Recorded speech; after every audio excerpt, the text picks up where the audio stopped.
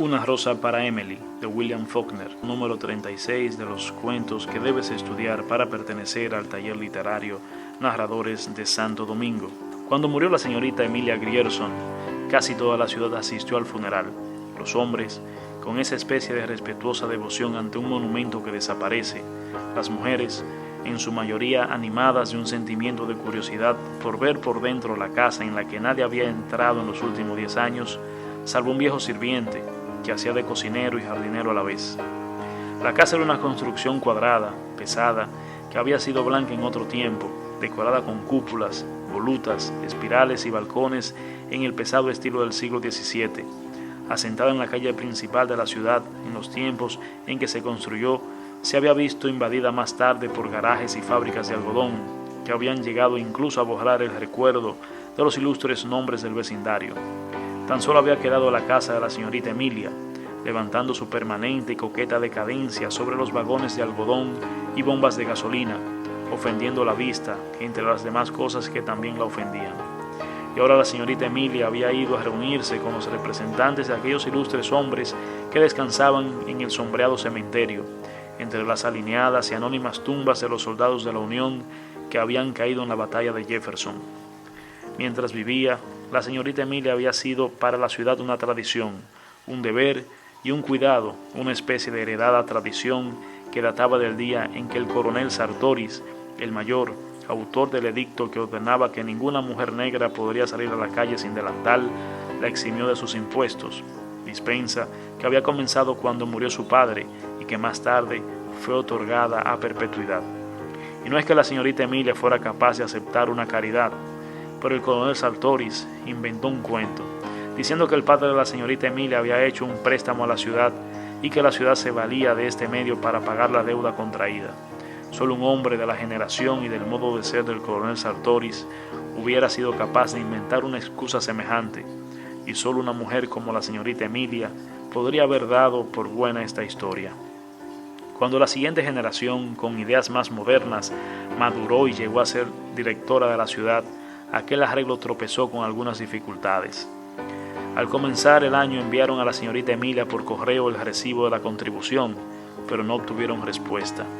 Entonces le escribieron, citándola en el despacho del alguacil para un asunto que le interesaba. Una semana más tarde, el alcalde volvió a escribirle ofreciéndole ir a visitarla o enviarle su coche para que acudiera a la oficina con comodidad, y recibió en respuesta una nota en papel de corte pasado de moda y tinta empalidecida, escrita con una floreada caligrafía, comunicándole que no salía jamás de su casa. Así pues, la nota de la contribución fue archivada sin más comentarios. Convocaron entonces una junta de regidores y fue designada una delegación para que fuera a visitarla. Allá fueron en efecto y llamaron a la puerta, cuyo umbral nadie había traspasado desde que aquella había dejado de dar lecciones de pintura china unos 8 o 10 años antes. Fueron recibidos por el viejo negro en un oscuro vestíbulo, del cual arrancaba una escalera que subía en dirección a unas sombras aún más densas. Olía allí a polvo y a cerrado, un olor pesado y húmedo. El vestíbulo estaba tapizado en cuero.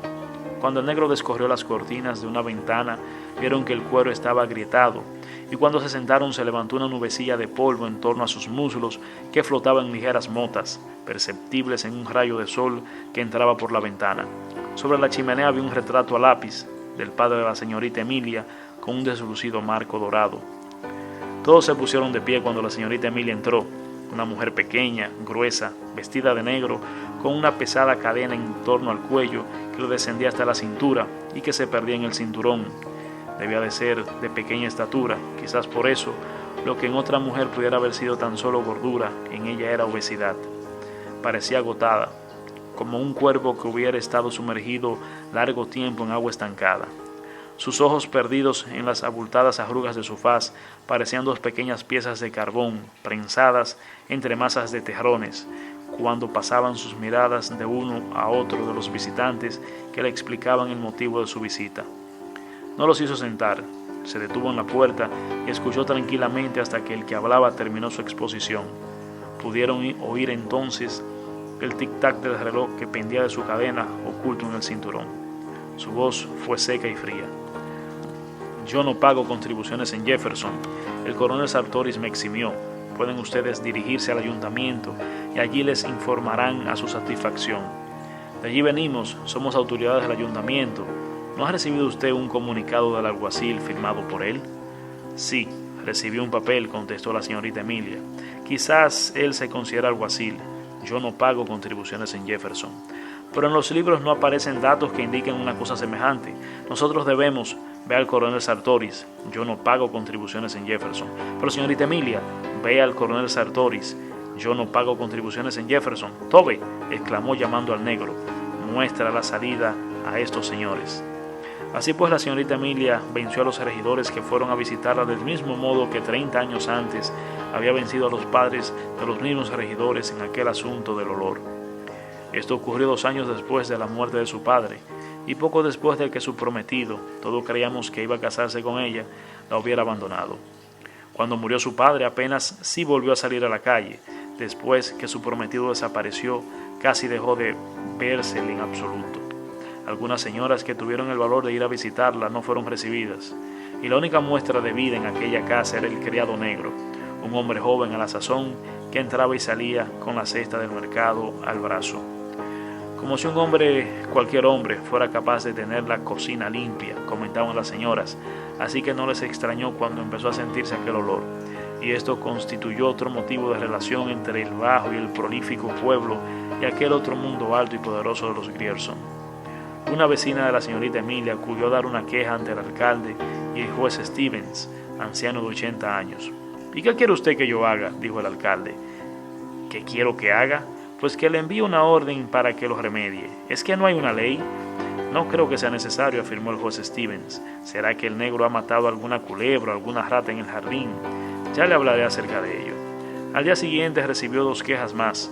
Una de ellas partió de un hombre que le rogó cortésmente. Tenemos que hacer algo, señor juez.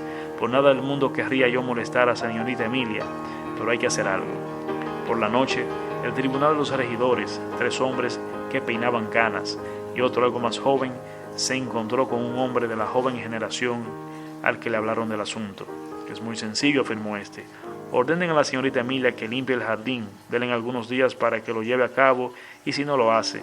Por favor, señor, exclamó el juez Stevens, ¿va usted a acusar a la señorita Emilia de que huele mal?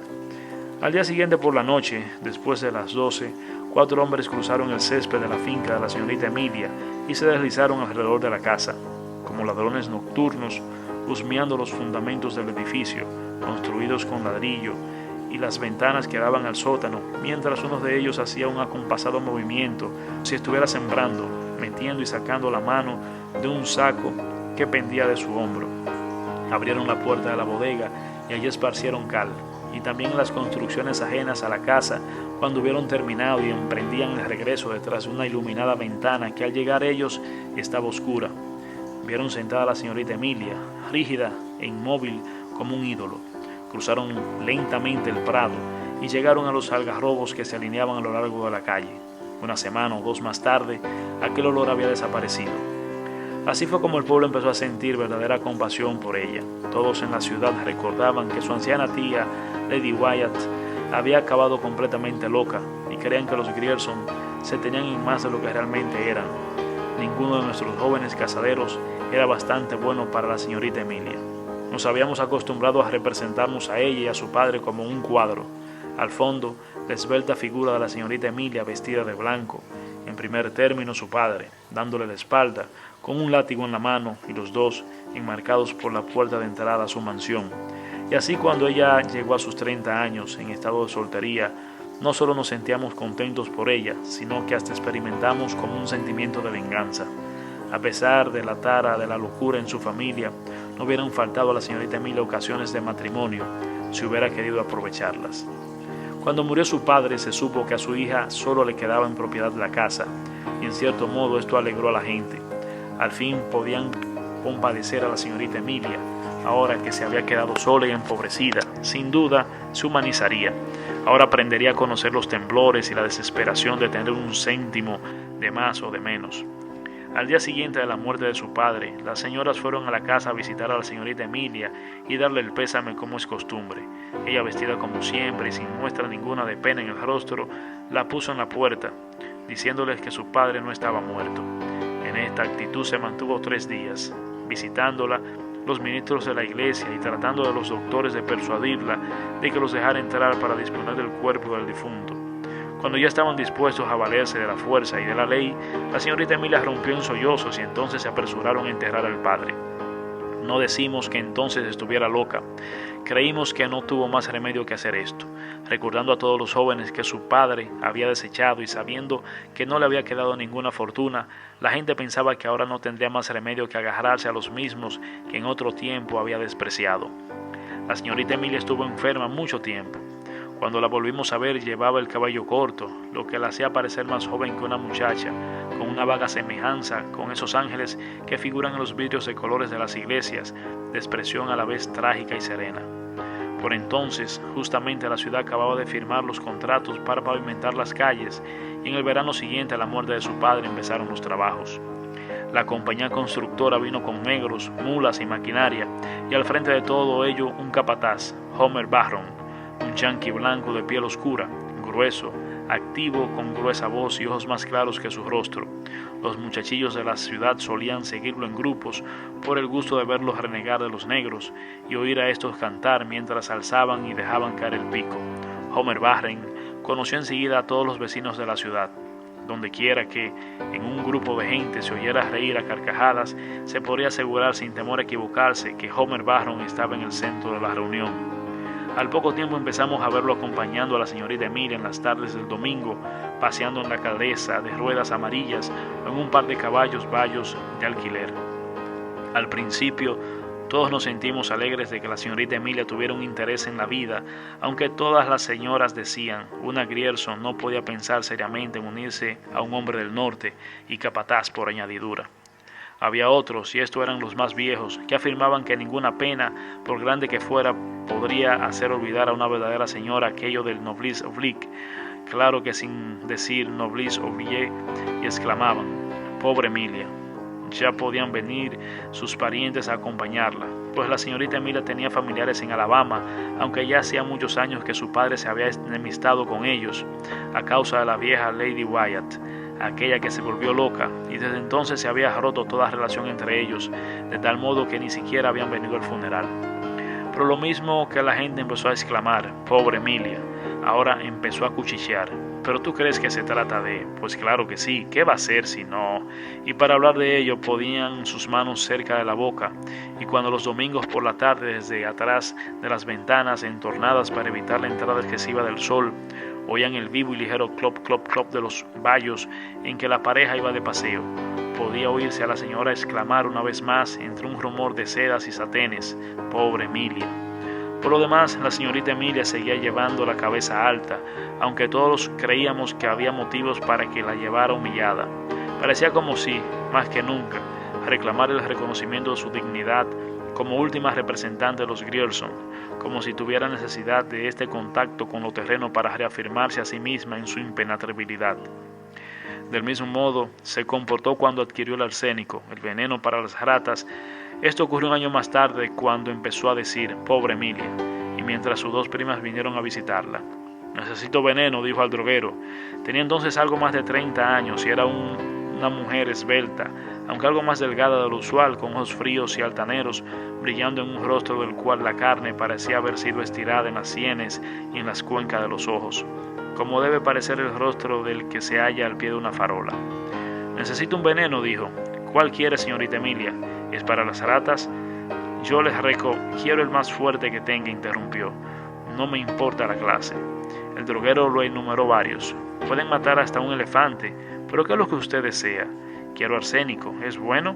Que sí es bueno el arsénico. Sí, señora. Pero ¿qué es lo que desea? Quiero arsénico. El droguero la miró de abajo arriba. Ella le sostuvo la mirada de arriba abajo, rígida, con la faz tensa. Sí, claro, respondió el hombre, si así lo desea, pero la ley ordena que hay que decir para qué se va a emplear. La señorita Emilia continuaba mirándolo, ahora con la cabeza levantada, fijando sus ojos en los ojos del droguero, hasta que éste desvió su mirada, fue a buscar el arsénico y se lo empaquetó. El muchacho negro se hizo cargo del paquete. El droguero se metió en la trastienda y no volvió a salir. Cuando la señorita Emilia abrió el paquete en su casa, vio que en la caja, bajo una calavera y unos huesos, estaba escrito para las ratas. Al día siguiente todos nos preguntábamos, ¿se irá a suicidar? Y pensábamos que era lo mejor que podía hacer. Cuando empezamos a verla con Homer Barron, pensamos, se casará con él. Más tarde dijimos, quizás ella le convenga aún, pues Homer, que frecuentaba el trato de los hombres y se sabía que bebía bastante, había dicho en el Club Elks que él no era un hombre de los que se casan. Y repetimos una vez más, pobre Emilia. Desde atrás de las vidrieras, cuando aquella tarde de domingo los vimos pasar en la calesa, la señorita Emilia con la cabeza erguida y Homer Barron con su sombrero de copa, un cigarro entre los dientes y las riendas y el látigo en las manos cubiertas con guantes amarillos. Fue entonces cuando la señorita empezaron a decir que aquello constituía una desgracia para la ciudad y un mal ejemplo para la juventud.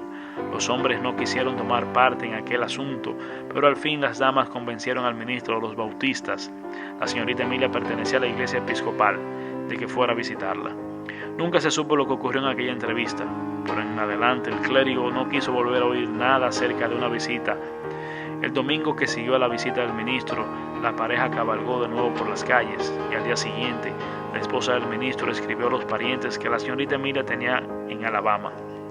De este modo, tuvo a sus parientes bajo su techo y todos nos pusimos a observar lo que pudiera ocurrir.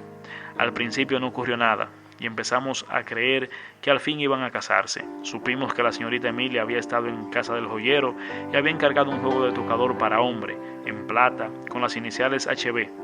2 días más tarde, nos enteramos de que había encargado un equipo completo de trajes de hombre, incluyendo la camisa de noche, y nos dijimos, van a casarse. Y nos sentíamos realmente contentos. Y nos alegrábamos más aún porque las 2 parientas que la señorita Emilia tenía en casa eran todavía más Grierson de lo que la señorita Emilia había sido. Así pues, no nos sorprendimos mucho cuando Homer Barron se fue, pues la pavimentación de las calles ya se habían terminado hacía tiempo. Nos sentimos, en verdad, algo desilusionados de que no hubiera habido una notificación pública, pero creímos que iba a arreglar sus asuntos o que quizás trataba de facilitarle a ella el que pudiera verse libre de sus primas.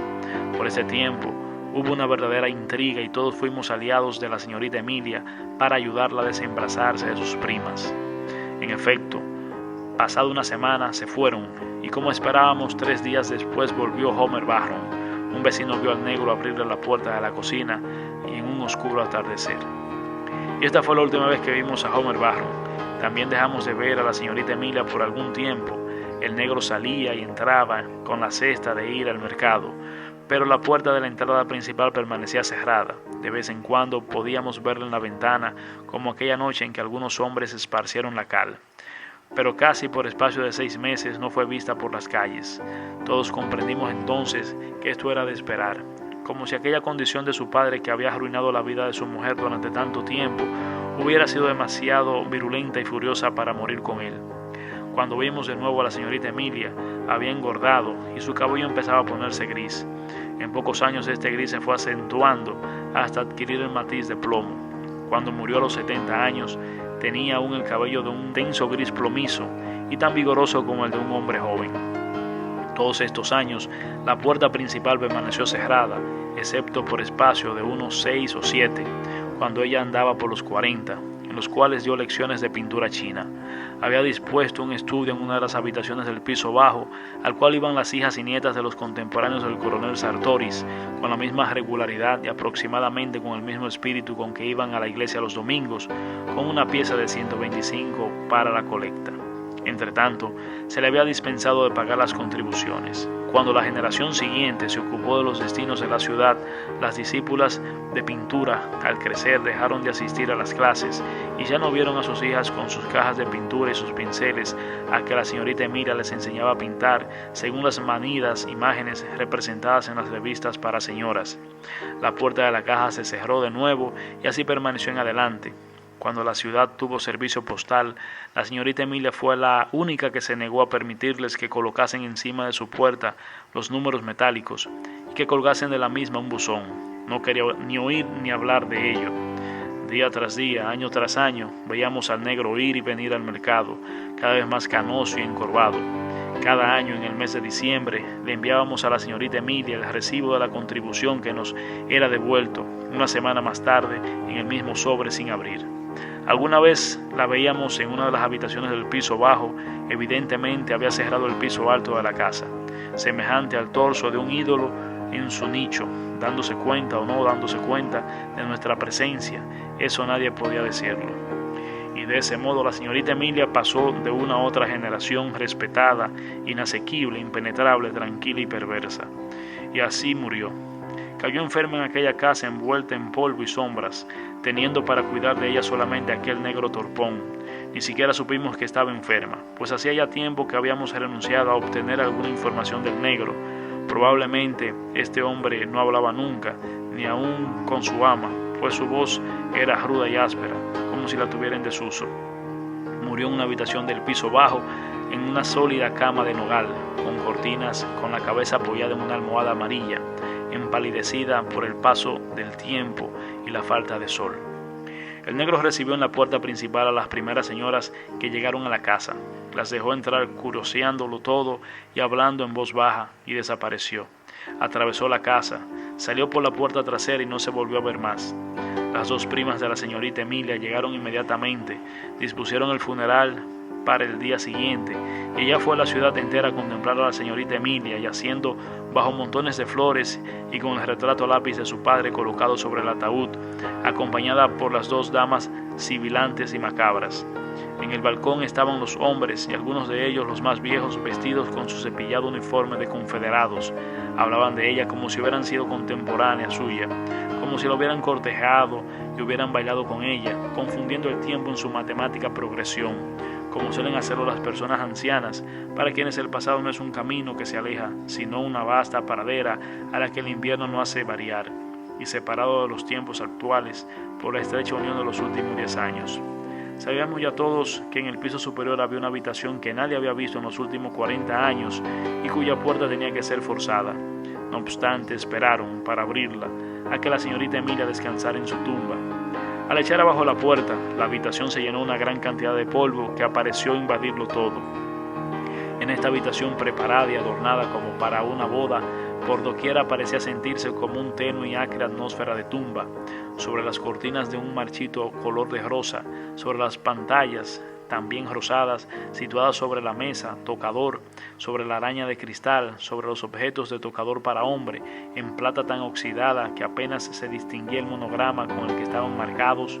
Entre estos objetos aparecía un cuello y una corbata, como si se hubieran acabado de quitar, y así abandonados sobre el tocador, resplandecían con una pálida blancura en medio del polvo que lo llenaba todo.